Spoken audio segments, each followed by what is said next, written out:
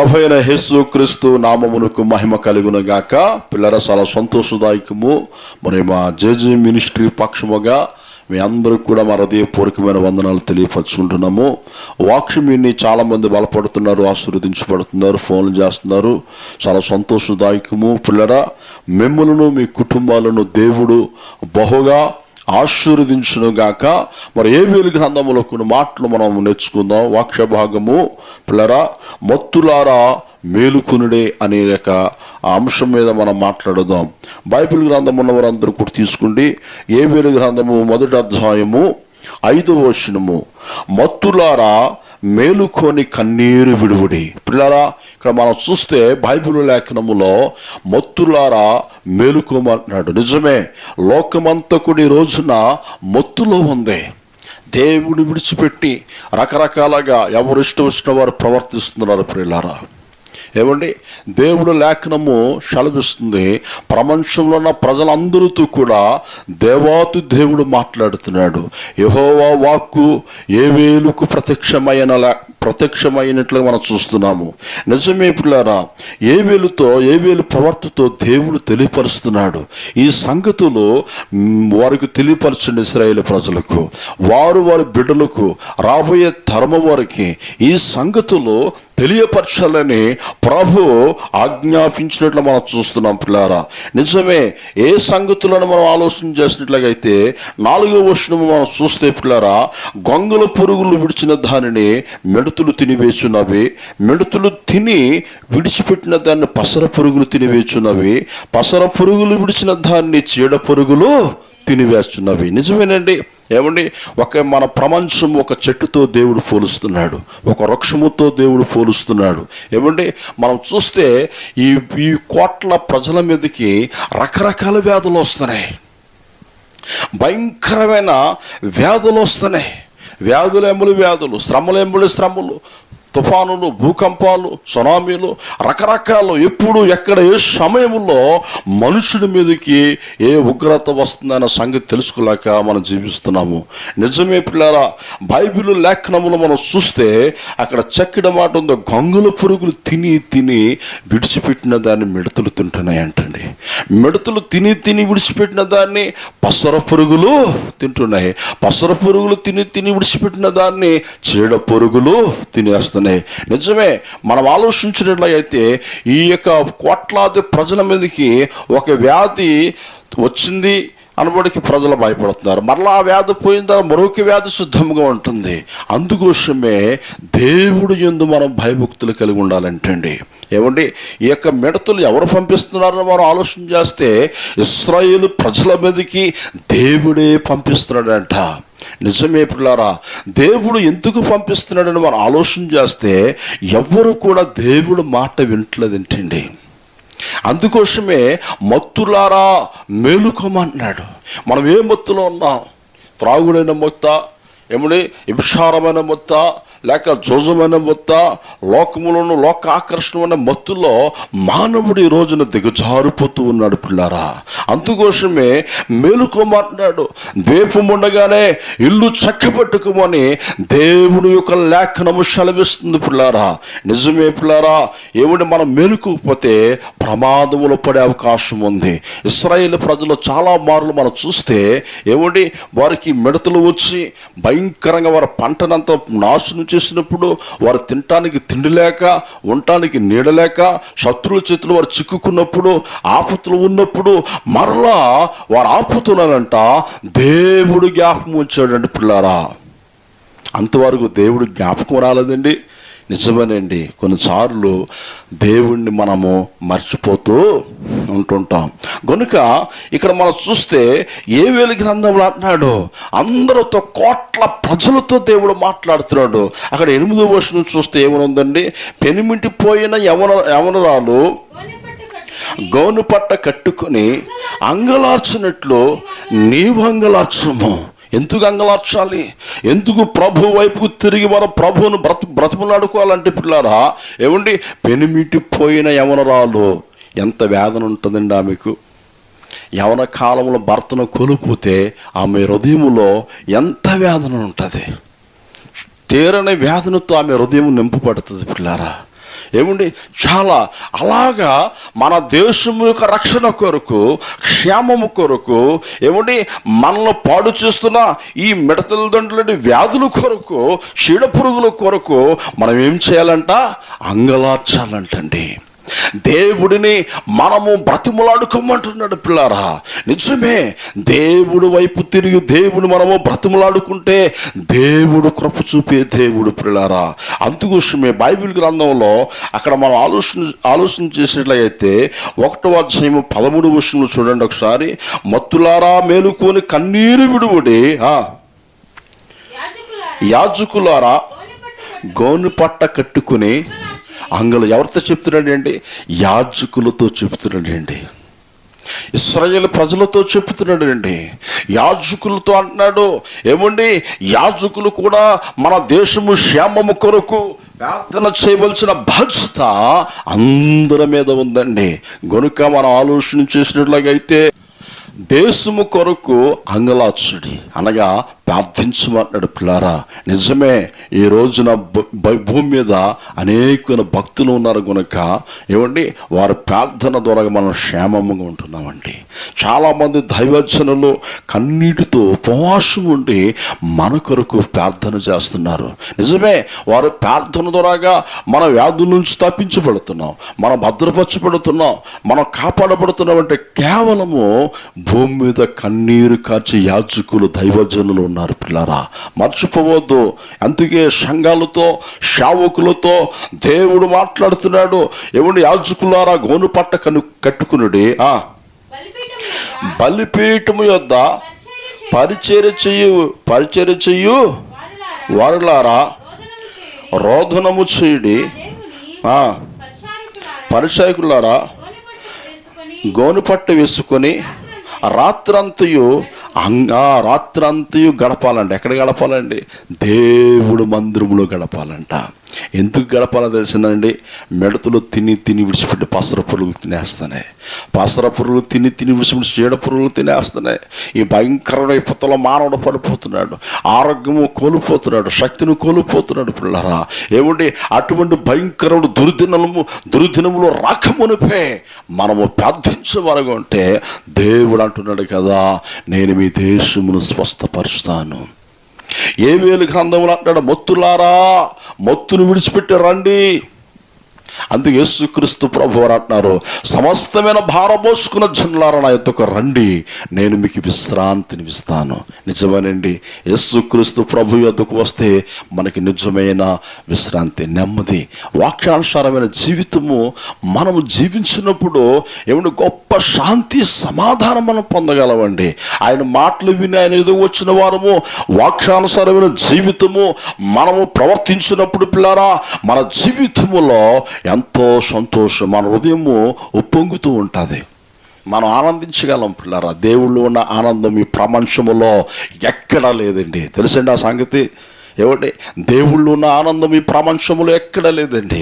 దేవుడికి ప్రార్థించినప్పుడు, వాక్యం ధ్యానించినప్పుడు, ఎప్పుడు ఆయన మాటల కోసం మనం సంభాషణ చేసినప్పుడు ఎక్కడ లేని ఆనందము మన హృదయంలో చోటు చేసుకుంటుంది. అందుకే అంటున్నాడు, మత్తులారా మేలుకోండి. మేలుకుంటే మన పిల్లలు, మన కుటుంబాలు, మన దేశ ప్రజలు దీవించబడతారండి, ఆశీర్వదించబడతారు.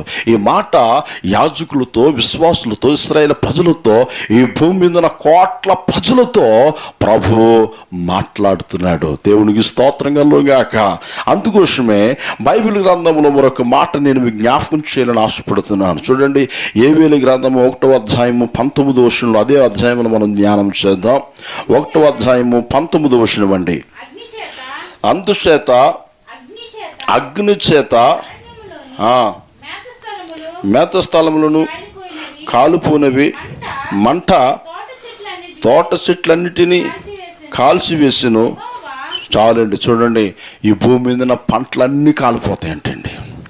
దేవుడు అగ్ని చేత వాడిని దహించేస్తాడంట. దేవుడు ఉగ్రత భూమి మీద రగులుకుంటుందంటండి పిల్లారా. ఆ ఉగ్రత దినము రాకమునిపే అన్నాడు కదా ప్రభు, ఆ మొత్తుని విడిచిపెట్టి, నువ్వే మొత్తులో ఉన్నావో, చాలామంది దేవుని యొక్క ప్రేమను వదిలిపెట్టి, ఏమంటే దేవుడి యొక్క సన్నిధిని విడిచిపెట్టి, దేవుడి యొక్క ప్రేమను విడిచిపెట్టి లోకములో తిరుగులాడుతున్న వారు చాలామంది ఉన్నారండి. అందుకోసమే పిల్లరా యోవేలు గ్రంథంలో అంటాడు కదా, 1వ అధ్యాయము 12వ వచనములో, 2వ అధ్యాయము 12వ వచనంలో అంటాడు, ఏమండి, ప్రజలందరితో దేవుడు మరలా తెలియపరుస్తున్నాడు.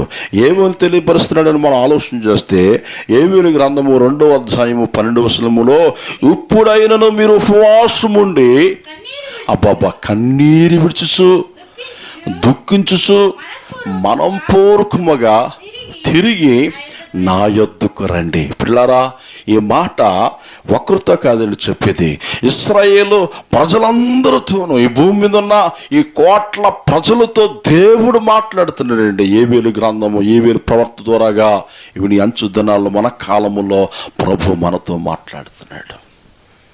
అందుకే అంటాడు, పిల్లరా ఆయన వద్దకు వచ్చి ఏమంటే ప్రార్థించి ఏమంటే మన పాపములు ఒప్పుకొని విడిచిపెట్టి పశ్చాత్తాపం పడి ఆయన మాట యందు మనం విశ్వాసం ఉంచితే మనం రక్షింపబడతాం. ప్రైజులా. అంతే ఇక్కడ అక్కడ ఎలా రావాలంటే యేసుక్రీస్తు ప్రభు యొద్దకు కన్నీరు విడుచుచు దుఃఖించుచు మనం పూర్వకముగా తిరిగి నా యొద్దకు రండి. ఏమంటే వీళ్ళందరూ ఒకానొక దినము ప్రభు దగ్గర ఉన్నవారండి. ప్రభు దగ్గర ఉన్నవారు ఇప్పుడు వీరందరూ ప్రభు సన్నిధిని విడిచిపెట్టి ఎక్కడికి తిరిగిపోయారండి? లోకము వైపుకి తిరిగిపోయారంట. లోకాశల్లో పడిపోయారు. ఏమిటి? రకరకాల వ్యసనాలు, 1, 2 కాదండి. అందుకే దేవుడు కోపము ఏమండి మనుషుల మీద రగిలుకుంటుంది పిల్లరా. అది భరించలేకపోతారు. అంతే అంటున్నాడు కదా, ఏమంటే ఆ యొక్క గొంగళ పురుగులు తిని విడిచిపెట్టినదాన్ని మిడతలు తింటున్నాయి ఏంటండి. మిడతలు తిని విడిచిపెట్టిన దాన్ని పసర పురుగులు తినేస్తున్నాయంట. పసర పురుగులు తిని విడిచిపెట్టిన దాన్ని చీడ పురుగులు తినేస్తున్నాయంట. ఆ చెట్టులో ఏమైనా సారం ఉంటుందండి? ఆ చెట్టులో ఏమైనా సారం ఉంటుందా? ఏమైనా బలం ఉంటుందా? పిల్లలు ఒక్కసారి ఆలోచించండి. ఏమంటే ఆ చెట్టు సారం లేక గాలికి ఉన్న పాటును పడిపోయే అవకాశం ఉంది. అందుకోసమే దీపం ఉండగానే ఇల్లు చక్కబెట్టుకోవాలి. సమయం ఉండగానే మన హృదయమును ఆయన వైపుకు త్రిప్పి ఆయన మనం బ్రతిమలాడుకున్నప్పుడు పిల్లరా దేవుడు అంటున్నాడు కదా, ఒకవేళ మీరు నా వైపు తిరిగితే మీ దేశమును నేను స్వస్థపరుస్తాను. దేవునికి స్తోత్రం కలుగుగాక. చూడండి, ఉపవాసముండి మనం పూర్వకంగా తిరిగి మనం ఆయన యొద్దకు వస్తానంట. దేవుడు ఏమంటాడంటే మన దేశాన్ని, మన ప్రజలని, మన కుటుంబాలను, మనలను స్వస్థపరిచి ఆశీర్వదిస్తారని ఆయన ఏమండి వాగ్దానం చేస్తున్నాడు. ఆయన మాటిస్తే ఏమండి ఆ మర్చిపోవటానికి మనుషుడు కాదండి, రోషము గల పరిశుద్ధ దేవుడు మన దేవుడు. అందుకోసమే ఆ కింద మాటలు మనం చూస్తే పిల్లరా చూడండి, 2వ అధ్యాయము 18వ వచనంలో ఏమని మాట్లాడుతున్నాడు చూడండి. అప్పుడు యెహోవా, చూడండి ఈ మాట చాలా జాగ్రత్తగా ఆలకించండి. ఏమండి? అప్పుడు తన దేశమును బట్టి రోషము పూని తన జనుల ఎడల జాలు చేసుకుని మరియు యెహోవా తన జనులకు ఉత్తరం ఇచ్చి ఆగండి. అక్కడ ఏమిస్తాడంటే ఉత్తరం ఇస్తాడంట. మనం పూర్వకముగా తిరిగి దేవుడి వైపుకి తిరిగి ఆయన మీద ఆధారపడినప్పుడు, ఆయన బ్రతిమలాడుకున్నప్పుడు, అనికిష్టులుగా మనం మారినప్పుడు పిల్లరా మన దేశము పట్ల రోషము పూనుకుంటాడంట. అయ్యో నా పిల్లలు నన్ను బ్రతిమలాడుకుంటున్నారు, నా బిడ్డలు నా యొద్దకు వచ్చారని దేవుడు ఏమన్నా మాట్లాడుతున్నాడండి పిల్లారా. ఏమండి అక్కడ చక్కని మాట ఉందండి. ఏమండి ఆ జనులకంటే మనకి ఉత్తరం ఇస్తాడంటే ఏమిటి? ఆ శుభవార్త, ఆ ఉత్తరం ఏమిటి? ఆ మంచి వర్తమానం ఏంటి తెలిసిన? నేను మీ దేశమును స్వస్థపరుస్తాను. చదవండి ఆ మాట. ఇంకాను అన్ని జనులలో మిమ్మును అవమానపరచక మీరు తృప్తి నొందినంతగా నేను ధాన్యమును, క్రొత్త ద్రాక్షరసమును, తైలమును మీకు రప్పించుదును. మరియు ఉత్తర దిక్కు నుండి, చూడండి మొత్తం అన్ని కూడా ఆహారము ఎంతైతే మనం నష్టపోయామో ఆ నష్టపోయినవన్నీ కూడా తిరిగి ప్రభు మనకి ఇచ్చేస్తాడంటండి. అక్కడ అందుకోసం అన్నాడు, మీరు సిగ్గుపడవలసిన పని లేదు. అక్కడ అంటాడు కదా, ఏవేలు గ్రంథంలో 25 వచనం అనుకుంటాను, ఏమంటే మీరు కడుపారు తిని తృప్తి పొంది మీ కొరకు వింత కార్యములు జరిగించిన ప్రభువుని మీరేం చేయాలంట? స్తుతించాలంట. దేవుడికి స్తోత్రం కలుగుగాక. ఏమంటే చదవండి ఆ మాట ఒకసారి. మీ కొరకు వింత కార్యములు చేసిన ప్రభు. ఆ మాట మనం చూసినప్పుడు చాలా ఆశ్చర్యంగా మనకు అనిపిస్తుంది. 25 వచనం అనుకుంటాను, మీరు కడుపారా తిని తృప్తి పొంది మీ కొరకు ఏ కార్యాలంట? వింత కార్యములను జరిగించిన మీ దేవుడును యెహోవా నామమును స్తుతించినట్లు నేను పంపిన మిడతలను, గొంగళి పురుగులను, పసర పురుగులను, చీడ పురుగులను అను నా మహాసైన్యమును తినివేసిన సమస్తమున పంటను నేను మరలా విత్తును. దేవునికి స్తోత్రం కలుగుగాక. ఒక్క మాట మనం ఆలోచన చేద్దామండి. ఇక్కడ ఏమన్నాడండి? నా మహాసైన్యము అనగా మిడతలు, పసర పురుగులు, చీడ పురుగులు ఇవన్నీ కూడా ఎవరి సైన్యం అంటే? దేవుడు పంపించిన సైన్యం అంటే. అవి ఆజ్ఞాపిస్తే అవి వస్తాయి మన మీదకి. ఏమంటే మన పాకిస్తాన్లో కొన్ని వేల కోట్ల మిడతలు పాకిస్తాన్ నుంచి గుజరాత్ వచ్చాయండి.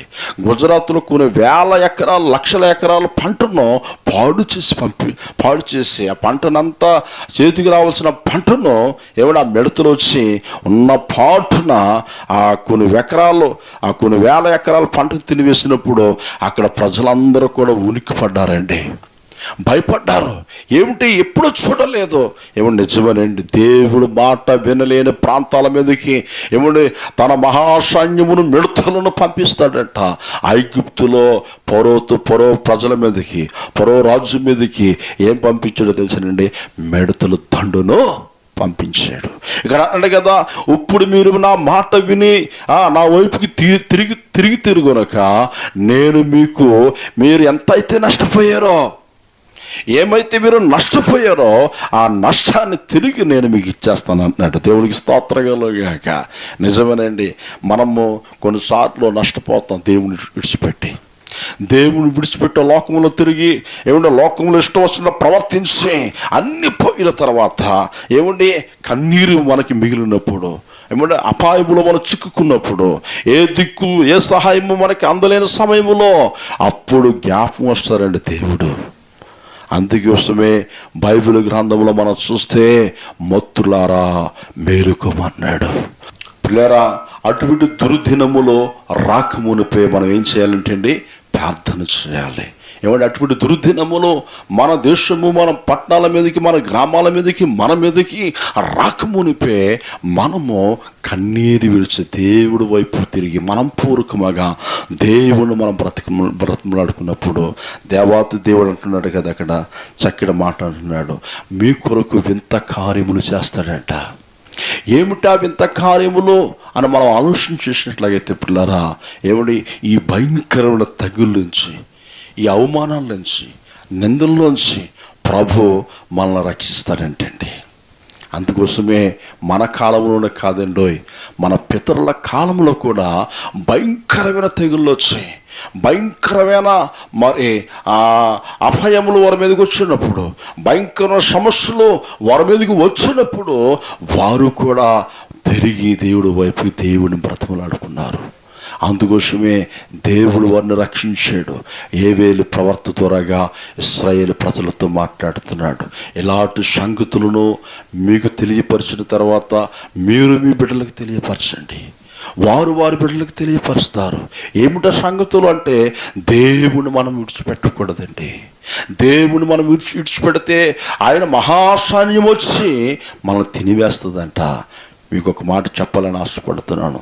యేసుక్రీస్తు ప్రభువారు ఏమండి మన పాపముల కొరకు సిలువ మీద ఆయన ఏమండి మన కొరకు ప్రాణం పెట్టేటండి.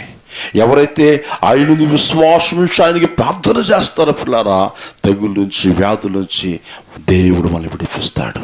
మన శాపభారం, మన పాపభారము తన మీద వేసుకొని మనకి విడుదలిచ్చి, అందుకంటాడు యెషయా గ్రంథములో, నేను పొందిన దెబ్బల ద్వారా మీకు స్వస్థత కలుగుతుంది, నా రక్తము ద్వారా మీకు గొప్ప గొప్ప పరిశుద్ధత కలుగుతుంది పిల్లారా. నిజమే, యేసుక్రీస్తు ప్రభు యొద్దకు మనం వచ్చినప్పుడు మనం రక్షింపబడతాం, కాపాడబడతాం, మన కుటుంబాలు బహుగా ఆశీర్వదించబడతాయి. అందుకోసం ఇశ్రాయేలు ప్రజలతో అంటే కదా, మీరు గోను పట్ట కట్టుకొని కన్నీరు విడిచుడి. ఎలా కన్నీరు విడిచాలంటే అండి, ఏమంటే పనిమిట్టిపోయిన యవనరాలు ఏమండి అంగలార్చినట్లు మీరు అంగలార్చండి. బలిపీఠము దగ్గర యాజకులారా మీరు అంగలార్చండి. ఏమండి ఆ యొక్క చర్చిలో అనగా మందిరంలో పరిచర్య చేస్తున్న విశ్వాసులారా మీరు కూడా ప్రార్థన చేయండి. ఎందుకంటే మన పంటను ఆ చీడ పురుగులు తినివేస్తే మనం నష్టపోతామండి, ఆరోగ్యం కోల్పోతాం. ఏమండి మన బిడ్డలు మనం చూడలేం. ఏమంటే అటువంటి దుర్దినములు రాకమునిపే మనం ఏం చేయాలంటే అండి, ప్రార్థన చేయాలంట. అక్కడ ఒక మాట ఉంటుందండి ఈ వేద గ్రంథంలో, ఏమిటి 14వ అధ్యాయములో చూడండి, 1వ అధ్యాయము 14వ విషయంలో మనం చూస్తే, ఉపవాస దినము ప్రతిష్ఠించుడి, ప్రతి దినము ఏర్పరచుడి,